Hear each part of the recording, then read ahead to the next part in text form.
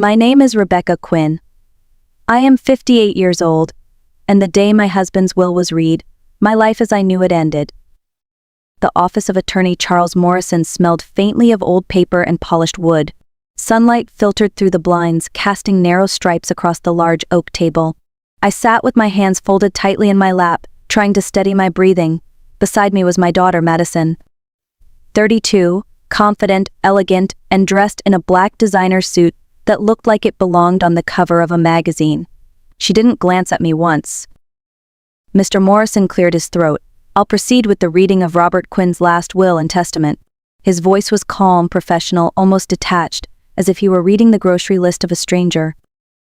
To my beloved wife, Rebecca Quinn, he began, I leave the cabin on Pine Ridge Road and all its contents. For a moment I thought I had misheard him. The cabin? That old, neglected place that had not been touched in years? He continued, to my daughter, Madison Quinn, I leave the family home at 42 Maplewood Avenue, all financial accounts, investments, and the remaining estate totaling $6 million. The words hung in the air like a heavy fog.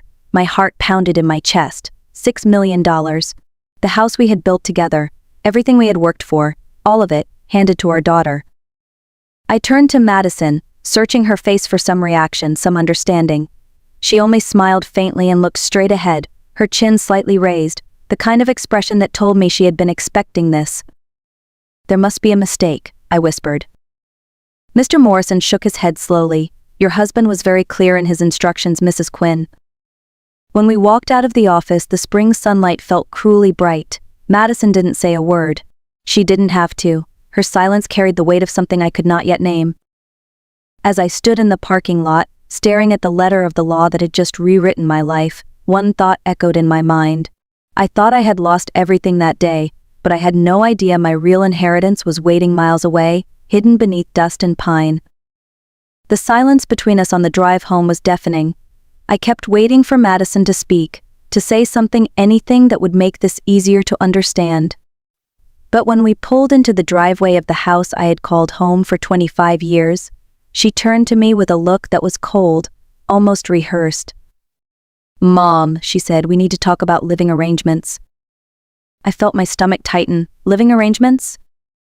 She exhaled sharply, as if I were being unreasonable. This is my house now, and I think it's best if you move into the cabin. You have a week to get your things together. For a moment I thought she was joking. The tone, the words, it was all too absurd to be real. Madison, I said softly, this is where your father and I raised you. This is our home. No, Mom, she replied.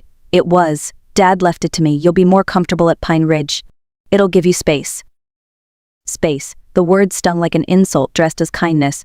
I looked around the kitchen where every corner held memories, the wall, where her height had been marked in pencil, the table where we celebrated birthdays, the window where I had waited for her to come home from college. You're serious, I whispered.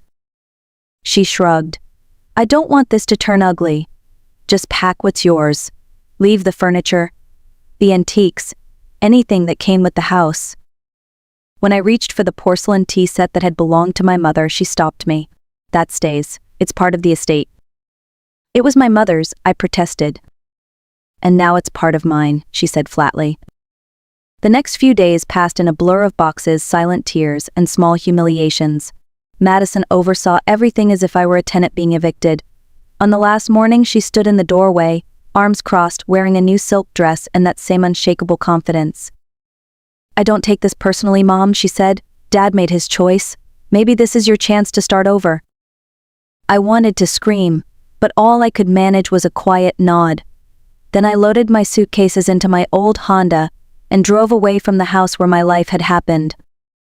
As I reached the end of Maplewood Avenue, I looked in the rearview mirror. Madison stood on the porch, her figure small against the mansion's white pillars. I thought I saw her smile. By the time I reached the cabin on Pine Ridge, the sun was slipping behind the trees, painting the sky in shades of fading gold and gray. The place looked even worse than I remembered.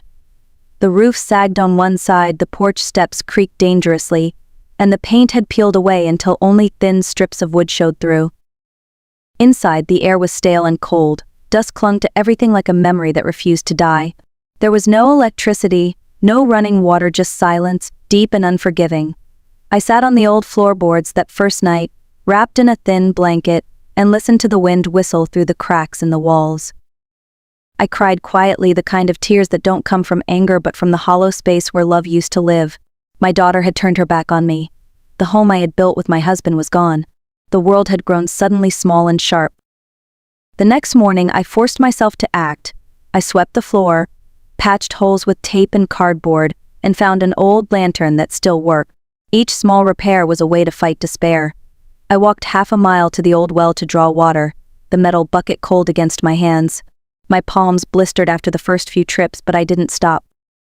On the third day, the phone rang, a voice I recognized immediately. "Rebecca? It's Linda." My younger sister. Her tone was cautious, almost apologetic. "I just wanted to ask," she said, "is it true what Madison's been saying?" My heart sank. "What has she been saying, Linda?" "That you made a scene at the lawyer's office. That you attacked Mr. Morrison and tried to claim the money was yours." I gripped the phone tighter. "That's a lie. I didn't do anything of the sort." "She said she's worried about you, that you've been calling her, begging for money." I closed my eyes. The lies spread faster than truth ever could. "Linda," I said softly, "you've known me my whole life. Do you really believe that?" There was a long silence before she answered. I don't know what to believe." When the line went dead, I sat there staring at the wall until the shadows lengthened and swallowed the room. Madison hadn't just taken my home, she was taking my reputation, my dignity, piece by piece. But as night fell over the forest, I made myself a quiet promise. If she thought this cabin would break me, she was wrong. She had no idea who her mother truly was. A week passed before I saw another soul. One afternoon, as I was gathering firewood, I heard the familiar rumble of an old pickup approaching. It was Mr. Harlan, my late husband's longtime friend and former co-worker. He stepped out slowly, his weathered hands gripping a paper bag. "Thought you could use some supplies," he said with a gentle smile, holding up canned soup, candles, and matches. His kindness nearly broke the wall of composure I had built around myself. We sat on the porch steps for a while, watching the pine trees sway. "Robert used to talk about this place," he said, his voice low and thoughtful. "Said there was more to this land than met the eye. He was a smart man, your husband. Don't underestimate what he left you." I wanted to ask what he meant, but before I could, he tipped his hat and drove away, leaving me with a strange unease. That night, I couldn't sleep. His words echoed through my head, "More to this land than met the eye." The next morning I decided to do a thorough cleaning. The cabin was small, but the floorboards creaked and shifted under my steps, as if hiding secrets of their own. Near the back corner, I noticed one plank slightly lifted at the edge. I crouched down, pried it open, and there, half buried beneath years of dust and dirt, was a small brass key. It was old and heavy, engraved with delicate patterns I didn't recognize. My heartbeat quickened. What could it possibly unlock? I searched every drawer, every cabinet, every wall panel. Hours passed until I found a faint metal outline behind an old shelf in the cellar, a small square door embedded in stone. My hands trembled as I brushed away cobwebs and fitted the key into the lock. It turned smoothly, as if it had been waiting. The door creaked open, revealing a narrow space carved into the wall. Inside lay a thick envelope, sealed with wax, and a small metal box covered in dust. My breath caught. I carried both upstairs and set them on the table. The lantern light flickered across the objects, making them glow faintly, almost reverently. For a long time I simply stared, afraid to touch them, afraid of what they might reveal. Finally I whispered to myself, "Robert, what did you do?" That small key had opened more than a hidden compartment. It had unlocked a truth buried deeper than I ever imagined. The envelope was thick and yellowed with age. My fingers shook as I broke the wax seal. Inside was a folded letter in Robert's unmistakable handwriting. The moment I saw his looping cursive, my throat tightened. I could almost hear his voice. "My dear Rebecca," it began, "if you are reading this, it means you have found what I left behind. I hope Madison wasn't too cruel, though knowing her nature she probably was. I need you to understand why I did what I did." I paused, tears already forming. I took a deep breath and kept reading. "You've always been the heart of this family. You sacrificed more than anyone ever noticed. I wanted to protect you, even after I was gone. Madison, she has my ambition, but not my patience or kindness. If I had left everything in your hands, she would have taken it from you, one way or another. So I left her what she thought she wanted, and left you what she would never value enough to steal." I pressed the paper to my chest. His words felt like both an apology and a promise. "I know that cabin looks worthless," the letter continued, "but it isn't. Decades ago, my father purchased the mineral rights to this entire stretch of land, 200 acres, extending beyond what you can see from the porch. The land was surveyed again recently. There are veins of quartz, possibly amethyst and tourmaline. The documentation is inside the metal box. I refused several offers before my death, because I wanted the right person to decide what happens next. That person is you." I covered my mouth, my pulse racing. The cabin wasn't a punishment, it was an inheritance. Robert's final words were written in a slightly trembling hand. "I trust you, Rebecca. You've always had the strength to survive the hard way. Find what's yours, live freely. And remember, I loved you more than you ever knew." By the time I finished reading, tears blurred the ink. I opened the metal box with both hands trembling. Inside were legal papers, survey maps, and an unsigned purchase offer from a mining company. The number at the bottom made my breath catch. It was for $7 million. I sat back in my chair, stunned. The silence of the cabin felt different now, not empty but full of possibility. Robert had left me far more than money. He had left me a second chance. The following morning I drove into town with the documents carefully tucked inside a manila folder. My hands were still unsteady on the steering wheel. I hadn't slept, too busy reading every line of Robert's notes until dawn. The words mineral rights repeated in my head like a secret code only he and I shared. I found an attorney in the neighboring town, someone Madison didn't know. His name was Mr. Peterson, an older man with silver hair and calm, curious eyes. He took his time scanning the papers, his expression slowly shifting from politeness to genuine intrigue. "Mrs. Quinn," he said finally, adjusting his glasses, "these documents are legitimate. Your husband filed them properly decades ago. The mineral rights are entirely in your name, separate from any estate inheritance. No one, not even your daughter, can contest them." I exhaled a breath I hadn't realized I was holding. "Are they worth anything?" He smiled slightly. "That depends. Have you considered a geological assessment? If your husband was right about the minerals, it could be worth a great deal." By the next week, a geologist named Dr. Alan Reeves arrived at Pine Ridge. He was a tall man with a soft voice and eyes that gleamed whenever he spoke about rocks. He brought strange equipment, ground sensors, drilling tools, little flags he planted in the soil like he was claiming pieces of a forgotten world. For 3 days he worked from sunrise to sunset. I followed him through the woods, learning words I had never used before: amethyst, quartz veins, green tourmaline. He explained patiently that such minerals, if found in large enough deposits, could be worth millions. On the 4th day he handed me a report, his smile wide with excitement. "Miss Quinn," he said, "you're sitting on a treasure. High-quality quartz and gem-grade amethyst throughout the property. And the green tourmaline, if the vein continues deeper, it could easily exceed 10 or 15 million in value." 10 to 15 million. My knees nearly gave out. That night, as I sat by the window watching the moonlight spill across the forest, I whispered Robert's name into the quiet. He had known. Somehow, he had known I would find the truth. And while Madison was spending her inheritance on designer shoes and champagne dinners, I was sitting in the same cabin she called worthless, quietly holding a fortune she could never touch. I didn't rush to do anything reckless. Robert had been a cautious man, and now I understood why. For the first time in years, I felt like I had control over something that truly mattered.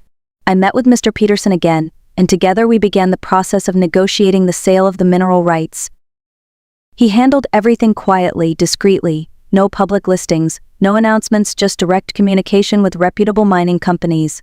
After weeks of review and careful bargaining, we closed a deal for $12 million, plus lifetime royalties. Mr. Peterson smiled when we signed the papers. "Your husband would be proud of how you've handled this," he said. $12 million. The number didn't feel real. I wasn't interested in luxury or revenge. I only wanted peace. I decided to stay in the cabin, at least for a while, though I installed electricity, running water, and a small generator out back.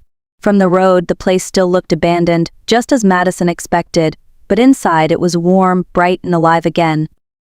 I bought new curtains, a sturdy wooden table, and a second-hand armchair that creaked just like Robert's used to. The simple comforts made the silence easier to bear.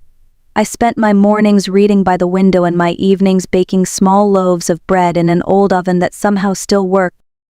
In town, people began to treat me differently. They pitied me, the poor woman cast out by her wealthy daughter. I let them. Sympathy was a comfortable disguise. No one suspected that while they offered me casseroles and kind words, I was quietly building an empire of my own. At night, I'd step outside and look toward the lights of Maplewood, faint on the horizon. Somewhere in that glow, Madison was probably sipping wine in a new dress, still believing she had won. I didn't hate her. I simply knew that life had a way of teaching lessons on its own. Power doesn't always roar. Sometimes it sits quietly, waiting, and in the stillness of that cabin I had never felt stronger. 6 months later, word began to spread around town. I didn't have to ask. Small towns have a way of delivering gossip straight to your doorstep.